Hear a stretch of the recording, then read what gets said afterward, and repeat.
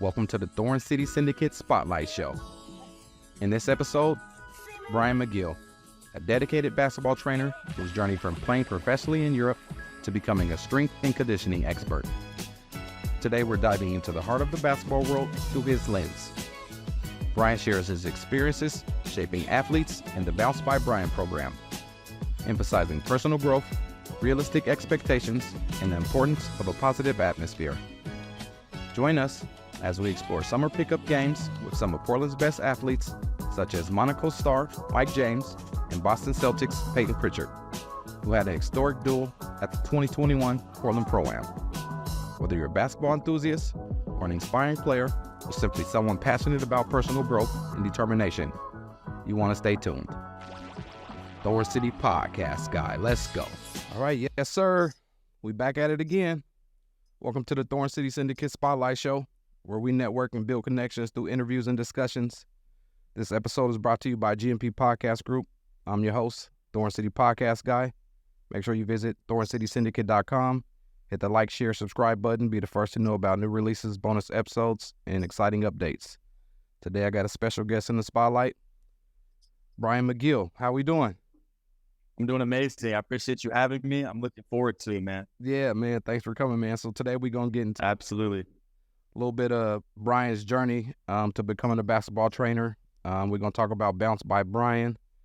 We'll get into some of his clients and some of his training techniques. So, Brian, where Absolutely. are you from around here? Man, so I grew up in Beaverton behind Southridge High School. Then in 8th grade, I moved across to another suburb, Clackamas, just right outside of Portland. I graduated from Clackamas High School in 2011, played high school basketball in Oregon. And so I didn't grow up in Portland specifically, but I kind of grew up in the metro area. And obviously, if you play basketball in the Portland metro area, especially when you get kind of good, you're going to have a pretty big network in the Portland basketball community. From there, I went to the University of Alaska Anchorage, which is a Division II school in Laginac. A lot of West Coast teams, like a lot of the Pacific Northwest guys that don't play Division I end up in that league. From there, I played professional basketball for 1 year. I played in Europe as a professional. Some guys in Europe making millions of dollars a season. I was making about $600 a month. So I was making a little bit less than full time at like Taco Bell, McDonald's, something like that. So just a regular job. I don't like to pretend that I was doing something I'm not, but technically I was a pro hooper. Yeah. From there, took a couple of years. I knew my heart really wasn't in it. Like you got to be really selfish, man, to play the game or compete or really do anything at the highest of levels as far as your time, what you're doing as far as your daily routine, everything else like that. And I just, with being honest with myself, and saying, man, I'm not really in this anymore. I don't want to spend my 20s in Europe for not that much money that's guaranteed. And then took a couple of years, worked in the corporate world kind of for a second. Then in 2018, I got really back into the strength conditioning stuff. Obviously, I love basketball, and this whole journey started for me as just being a little white kid that's pretty skilled, had a little bit of a handle, but might have been a little chubby, not a little bit slow-footed. And I really felt like at that point, specifically, some of the things physically were holding me back. So I was in my own science project, bouncing around in the story, but I had a mentor named Henry Barrera, who's now the strength conditioning coach for the Alabama men's basketball team. He's on staff there doing big things in Alabama this year. So I grew up working out with him all the time. He kind of saw a hungry kid that really wanted it. Anytime he hit me about some workouts, I would show up 20 minutes early. And then I majored also when I went to school in exercise science because I knew that was going to be my passion. Back then, I wanted to be a physical therapist. And then finally, 2018-19, got back into it a little bit more full-time. 2019-20, I coached at Clackamas High School and became the strength coach for the team that I was coaching there, the varsity program. And then once COVID hit, definitely broke a couple COVID guidelines. But just to be honest, when that happened, I was just young, green in my career. Everyone in the world got sent home, including everyone obviously from Portland. And so we had a gym at that time, just right there in Clackamas. We had guys from Northeast Portland driving out there. We had guys from Vancouver, Washington, from Salem, Oregon, coming the opposite direction. And it was just a really unbelievable environment, atmosphere. And then really since COVID in 2020, it's just been full send since then. And the ball's really been rolling as far as the private sector in my career, specifically with basketball performance training. Nice. Yeah. So I talked about a little bit on my show, but probably not a lot of people know that I've been refereeing basketball for. I've been doing the high school basketball for the last 14 years. They don't know. They don't know. I've talked about it sparingly a little bit here and there, but not much. But me and Brian, we met up again this summer at the Portland Pro-Am, and that's fun times. Brian, absolutely, he coaches for Team Pritchard. Yeah, we got to tell the people about this in a second. Yeah, no, tell me a little bit about your experience at the Portland Pro-Am. So I saw the podcast first of all, and I was like, man, there's zero chance I'm not doing this podcast because this is my boy. I appreciate you so much, and for the people that don't know that you ref, you do a hell of a job. I think you put your ego to the side, which for some people they view that a little bit demeaning or almost like you're emasculating yourself in a certain sense. But you like to be able to take the abuse, the verbal carnage that is going on in those games is absolutely unbelievable. And those are the two things, man, that I really wanted to come on and just give you a thank you for doing that, first of all. Give you a thank you for dealing with me. Because with that team in particular, like, you know the vibes, man. I'm not really there to coach. Like, I'm not drawing up plays. I'm not getting on guys' asses. Like, that's kind of how I feel about it, too. Like, you're playing real basketball. You're away from your family 10 months. When you show up to this pro-am, I'm not going to coach effort from you. Like, you're a pro. You're here to have fun, compete. It is what it is. I'll give you a little push and insistence, but man, what else do I have left to do? Is basically celebrate, have fun, and then just complain to the rest 24/7. So I appreciate you for that, man. In all sincerity, I'll take this back next time I see you on a basketball court, but I think you guys did an unbelievable job. I think you do an unbelievable job managing the personalities. I think especially for the pro-ams, if you don't ref them the right way and you don't kind of understand and appreciate who the guys are in the game, it can turn into not the best, or it doesn't create the best product, both for the players and for people watching. So I just wanted to, I appreciate you doing that. I love you. I support you. I apologize for everything I said. Like I tell you, I calmed down at halftime, come dap you guys up real quick. Yo, I apologize in the chill. Then after the game, I apologized. I thought I was going to have it in that second half there, but I appreciate you guys. Yeah, I love the basketball. Absolutely. That stuff it's part of the game, and that's something I learned as an official, man. You can't take any of that stuff personal. You came in. Go ahead. Oh, go ahead. I was going to be honest. I reffed third grade basketball when I was in high school, third and fourth grade, like mini hoopers or something like that, they call it, man. And I was like, you know what? I'm never going to complain to a ref. I was still playing at this. I'm never complaining again. Couldn't do it. Thought I got fouled. The next game I played it, and I was. Yeah. But, man, I retired from refereeing because I personally cannot handle the smoke or the pressure with the third and fourth graders and their parents. So, hey, how the hell am I going to sit here and say that? Damn worried about it anyway. Yeah, that third and fourth grade level, that's probably some of the toughest, is because they don't know what they're doing. You want to teach them at the same time, and then you got these crazy parents on the sideline who really think their kids is in the NBA already. And so 100%, man. Yeah, it's tough. But yeah, you definitely got to have thick skin to be a referee, especially to officiate at a high level. I've managed to make it to a high level on the high school platform at least. If people ask me if I'm going to do college, I think I'm going to stick with high school because it's a long journey on the road to college, and I'd rather be at the top of the food chain in the high school instead of the bottom of the food chain in college trying to work my way. No, 100%. But yeah, man, all that stuff around the game, I love it. I go home, I get done reffing the game, and I'll go home and watch a game, and I'm yelling at the refs on TV.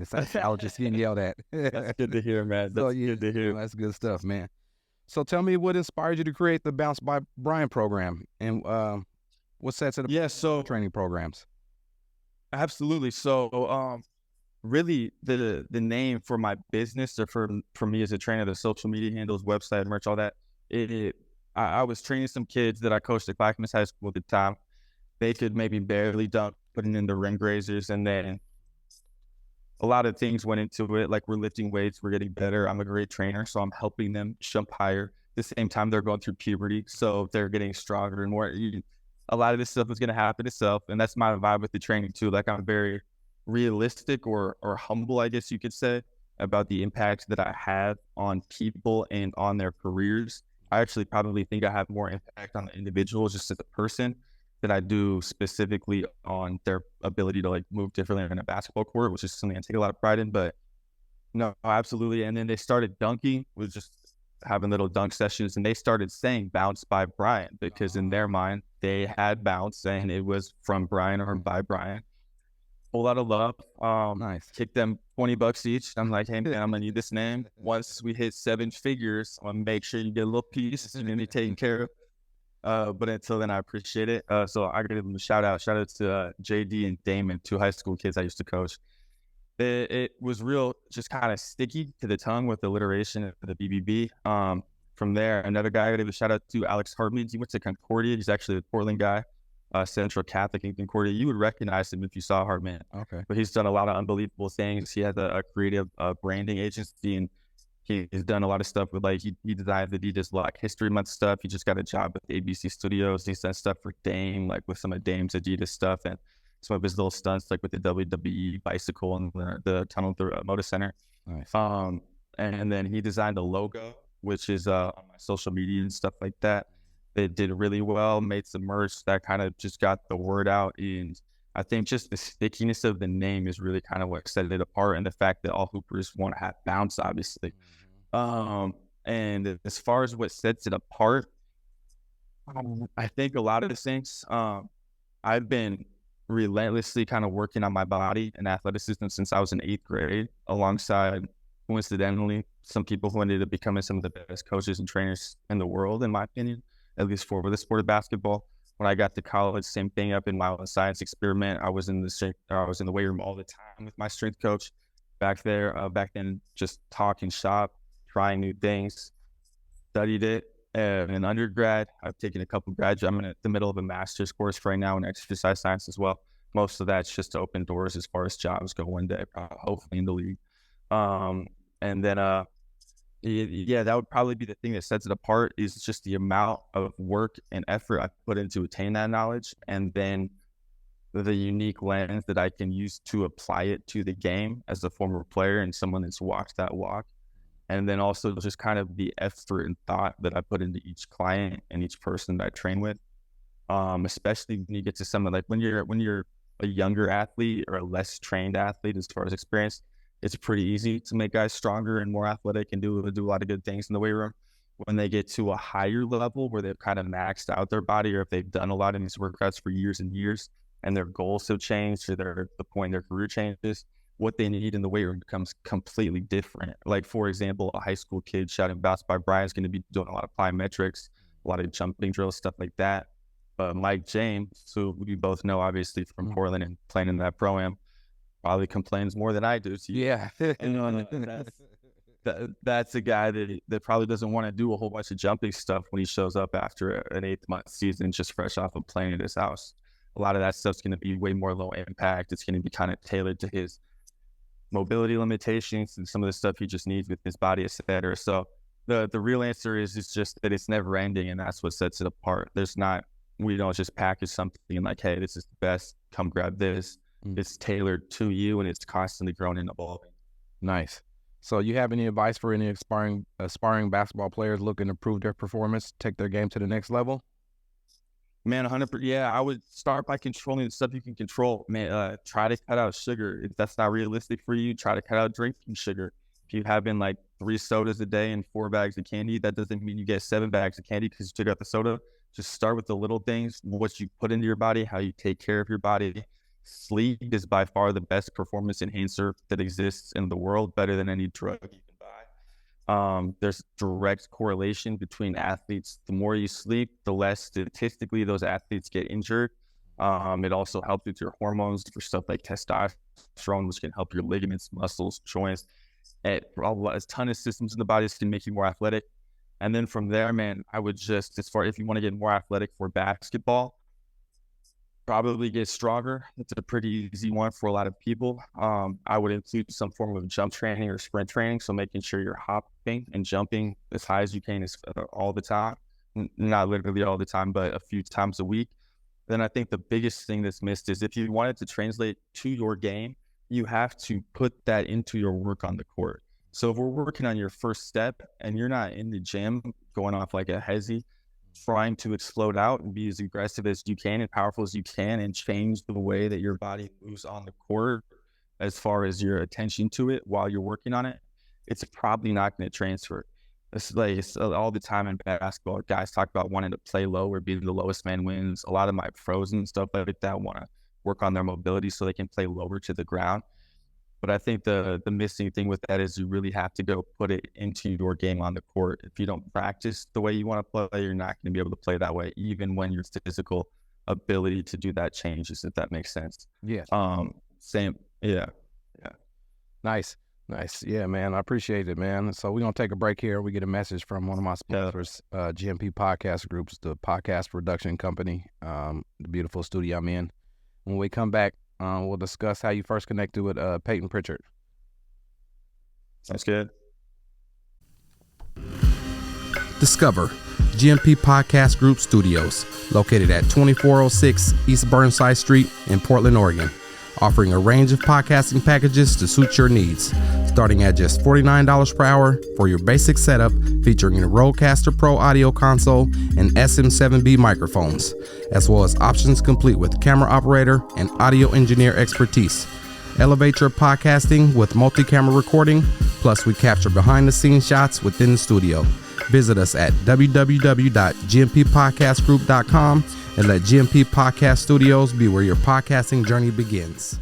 Cause this syndicate lyricist exists. Don't blink one eye, baby, you just might miss history in the making from the making of this. Third, I guess it's welcome back to these words. So I'ma come well like welcome back words for sure. Yeah. Yes, sir. Welcome back. Man, that was fire. All right on, man. Welcome back to the Thorn City Syndicate Spotlight Show. I'm your host, Thorn City Podcast guy. I got my guy Brian in the building. So yeah, Brian, that's a little tune from an artist I managed, my best friend, Third Twin. It's an unreleased project we got coming up. It's kind of how okay. It's kind of what led me into the podcasting world. I was managing my friend, his rap. He rapped growing up, and he stopped rapping, and I went on to rap again. So I paid for it. Yeah. He was struggling with substance abuse, and so I started doing the music to help him give him something else to live for besides all the drugs and alcohol he was doing. And so, man, that's real. Yeah, he's 6 years clean now.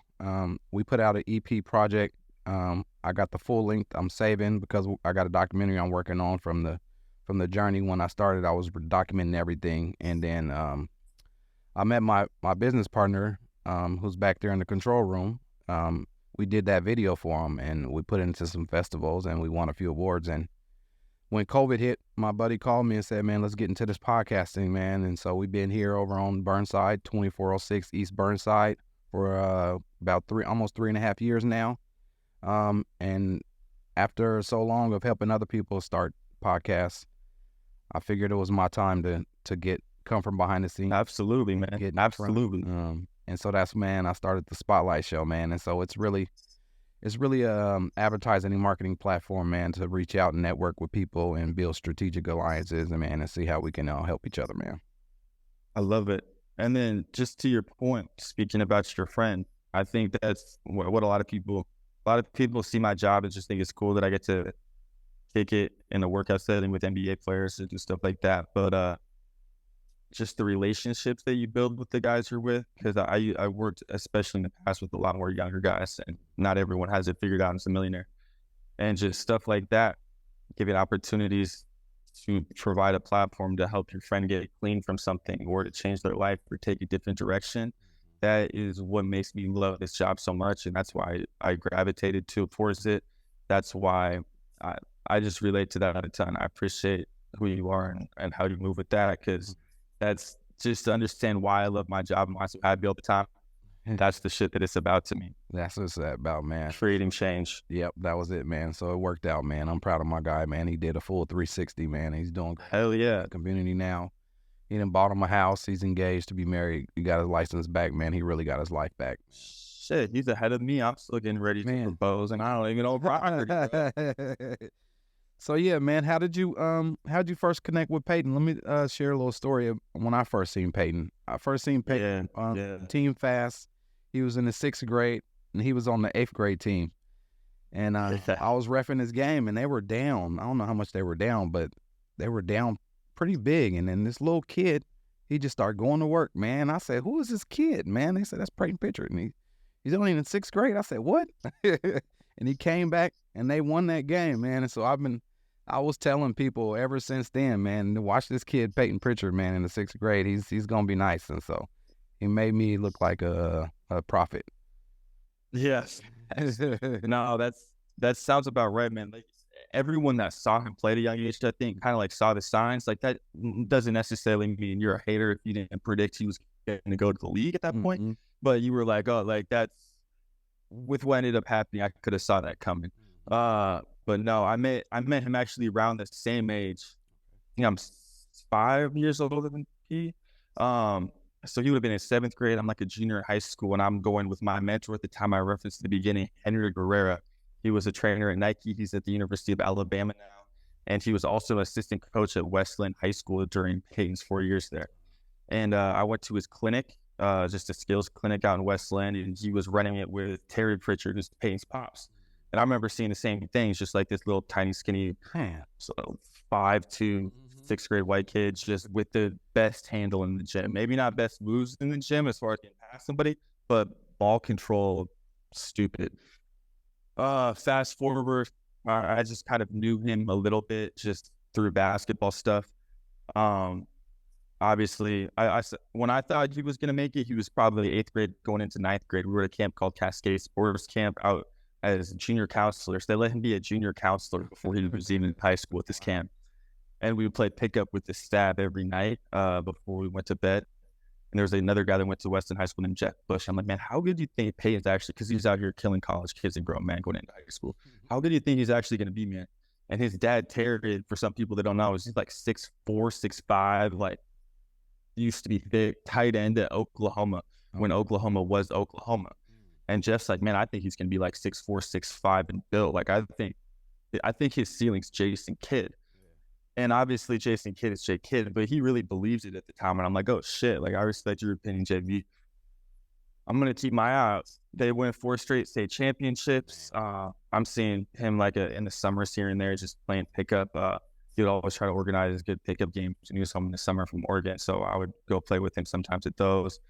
And then when I started doing my training stuff is right when he got to the league. And I think he saw a lot of the way that I kind of moved work-wise, the way that I went about the training, the way that I kind of valued and fostered relationships and went above and beyond for people, not to put myself up there too much. But and I think he was just kind of attracted to that. And we started training in, would have been the fall of 2020. So right like at the end of COVID. And then it's just been kind of full since. And I think the thing that Peyton's probably most known for, at least in the Portland metro area, is kind of just his maniacal work ethic. And like as a performance coach, there's nothing more.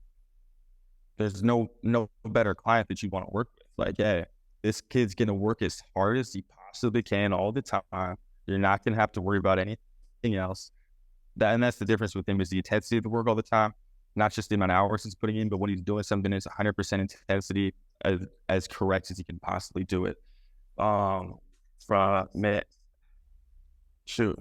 collect my thoughts because there's a lot there. And then just as far as a trainer, like the idea is how much can we get out of our own individual potential? Like we all have gifts from God that are unique and different to each one of us. What's the most we can get out of this? For basketball, if you look at what he has from God, a lot of powerful stuff, but physically it's not the same as a lot of other guys he's competing with right now. So what more fun of a project could you have than how can we make this little same guy from Fast an NBA player and be as physically composed as possible out there? It's just one of the most fun projects I've ever had in my life. This past spring, he hired me full time for the summer to come and train with him. So I was on the court for all his on-court workouts. I'm not putting him through those. I'm helping out, but not as like, I'm not the head honcho in charge there. And then we're obviously in the weight room all the time, but it's been an awesome journey for sure with him. Just signed a 4-year, $30 million extension with the Boston Celtics. He's been averaging, I think, like 24, 25 points a game in preseason. The roster's reconstructed in Boston this year, so he's going to ideally have an opportunity to play. And then with the NBA guys too, like lot of times if you're getting paid a little bit more by that team, they have a little bit more incentive to play you, believe it or not. Like the politics continue to get trickier and trickier the more money's involved, contrary to what people believe. So Yeah. hopefully he's going to have an opportunity to get a lot of minutes. I think he will this season, and I'm very confident that he's going to surprise a lot of people, man. I think one of the unique things about him is one more story, and I'll shut up. But he asked me in the car this past summer. He said, "Man, like, when did you know you were done hooping, or like, when did you know you was time to hang it up?" And I'm like, "Shit." Telling him about my experience with that and just kind of how it slowly happened. I realized like I'm not in love with it anymore. And he's like, "Man, like, I never really had," and I articulated that I was like, "I'm probably not going to make millions. Like, I'm probably not a EuroLeague guy, probably not a Euro Cup guy. Maybe at the very end, if everything goes right for me in my career, but otherwise, I'm not making that much money. So if I'm not going to be at the top, I'm going to move on to something I can put my entire self into." He's like, "Man, I never really felt that. Like, I never really thought about that." And he's just kind of how he was raised. And his pops never put like a cap on his potential. It was never like, "Oh, like, I wonder if he can get you that." There's never any ceiling for him that he's acknowledged mentally. So in his mind, he's not out here trying to get in and sure be a 10-year NBA veteran. Like, he's trying to be as good as he can be, and he's not going to be surprised if he's an all-star one day. You know what I'm saying? Like, there will be zero surprise in his mind if that happens. And just the mentality, the personality, and the way that he goes about his work and approaches the game is just so unique and special that it's fun to be a part of it, small part of it, and I'm extremely grateful for the opportunity. Yeah, man, I wouldn't be surprised either, man. I can't wait till he gets his shot to actually get the ball and to run a team full time, because he can do it, man, and he can do it at the highest level. Man, yeah, I'm excited. And you got to go check out their preseason highlights, bro. He's been cooking in preseason so far. Has he? Nice. Cooking, yeah, he has, yeah. Nice. Cool, man. We're going to take one more break. We got a message from Thorn City Syndicate, the management team. And when we come back, we'll discuss some of your other clients, and then we'll wrap it up. Sure. Introducing Thorn City Syndicate Management, your solution for brand management, social media promotions, digital content distribution, and podcast production. From shaping engaging content that resonates with your audience to amplifying your brand's reach through podcasting, we're your partners in driving success. We offer free strategy sessions and leverage our recording studio and personalized strategies to establish an online presence.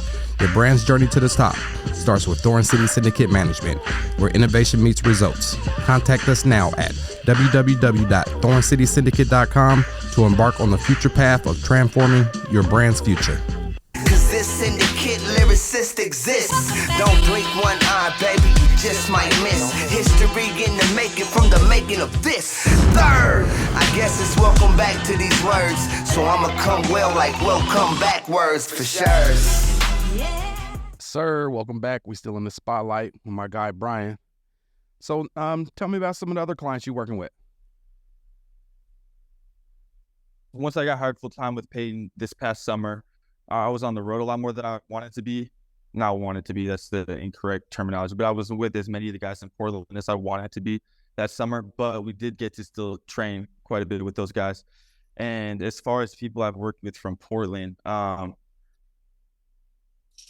my first ever professional client, so I'm the same year as Andrews, who went to Benson High School and the University of Washington. He's played in the Portland Prime, obviously. He's been in the EuroLeague before. He's the closest thing to an NBA player that's not in the NBA right now. Man, I don't know why. Man, I was at the preseason game the other night. They're playing the New York Knicks. They got a guy named Ryan Arcidiacono. No hate. But he went to Villanova. They put him in the game, and I'm just like looking at him like, man, I shouldn't have stopped playing basketball. I might be out there right now too. And then I'm like, look at P, like, is he really better than Andrew? Like, no. Sheesh.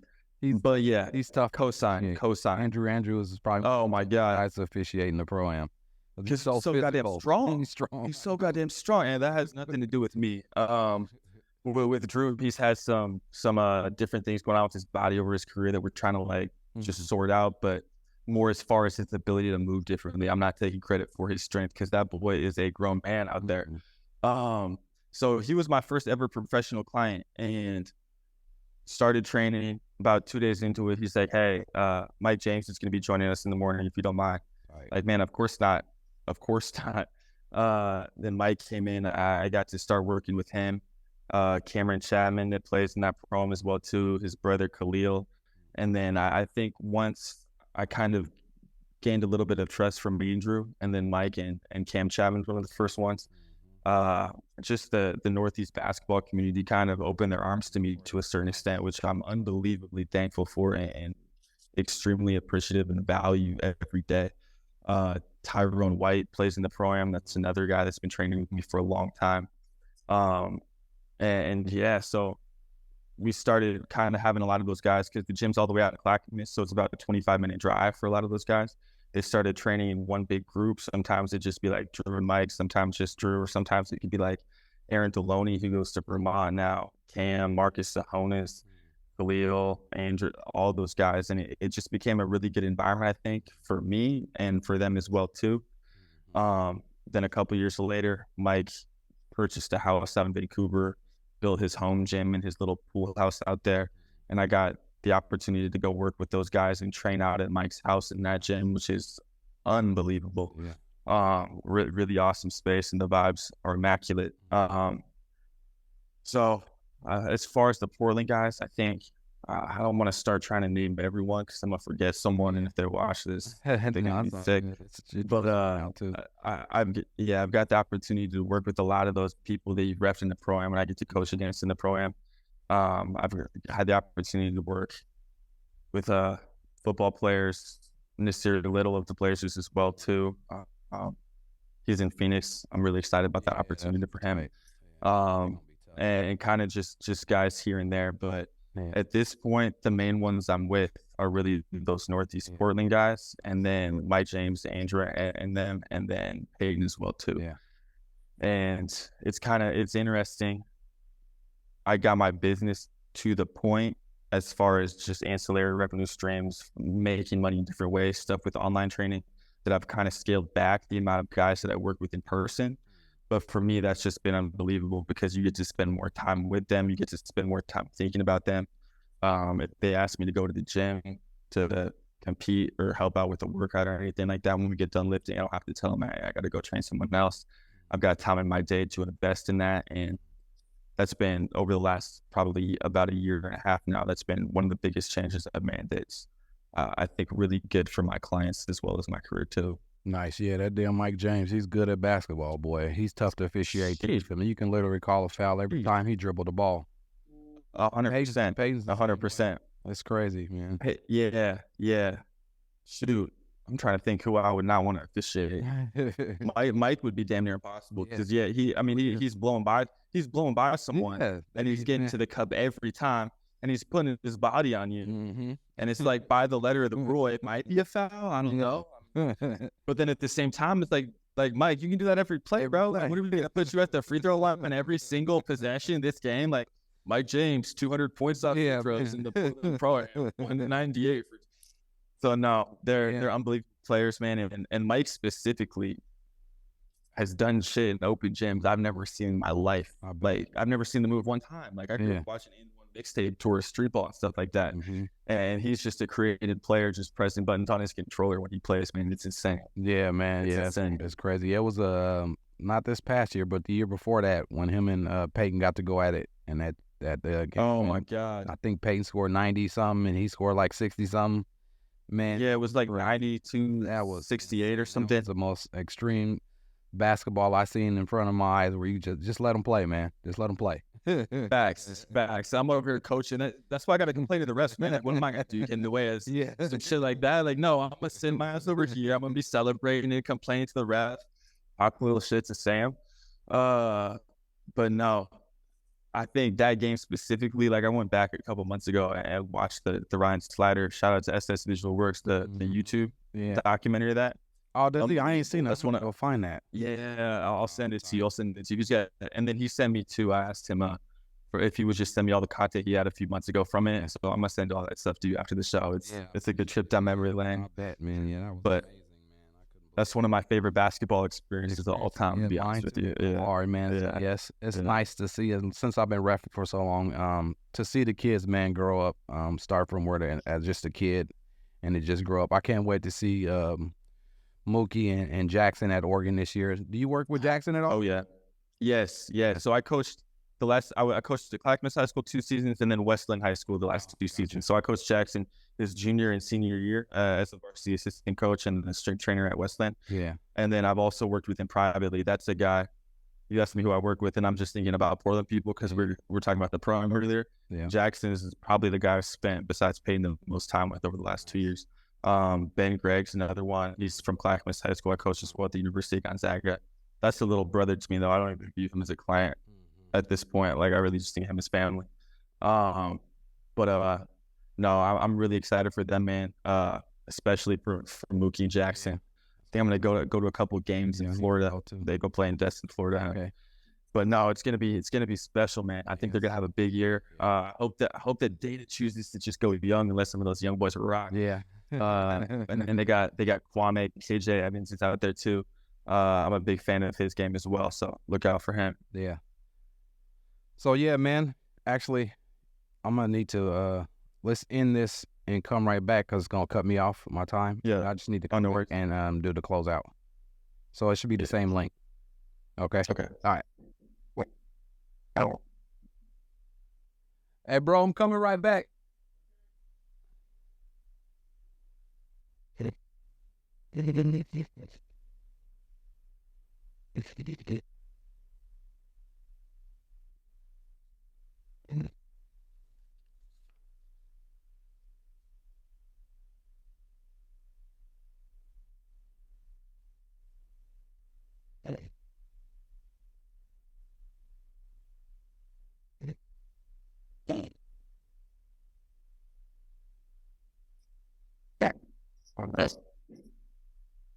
There you go. Cool. Yep, right on.